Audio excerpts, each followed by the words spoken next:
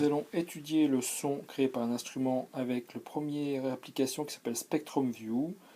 Cette application est gratuite, donc voici par exemple, ici on voit bien le Do 3, le Do 4, le Do 5 pour un saxophone, pour le piano, ici le 4 et le Do 5.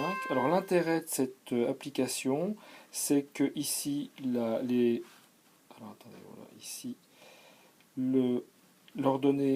sur l'abscisse, pardon, on a la fréquence, mais la fréquence est montrée de façon linéaire. Donc on peut bien observer, comme on l'a vu précédemment ici, par exemple pour le Do 3, les harmoniques qui sont réparties de façon linéaire.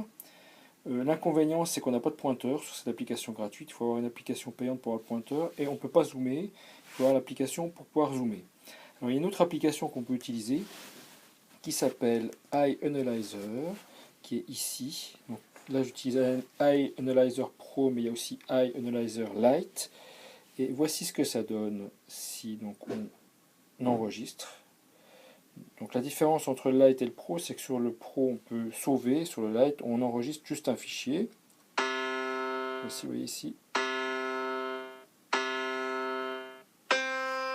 Alors l'intérêt, c'est qu'on peut s'arrêter, on peut revenir en arrière, on peut visualiser à la fois le son émis par l'instrument et le spectre, et on peut pointer sur les différents pics du spectre de l'instrument, et ainsi mesurer les fréquences au-dessus dans le carré qui est exactement au-dessus, ici. Voilà, donc je reprends comme ça, il faut refaire record. Donc si on fait play, on a ici la forme du signal, et ici le spectre du signal.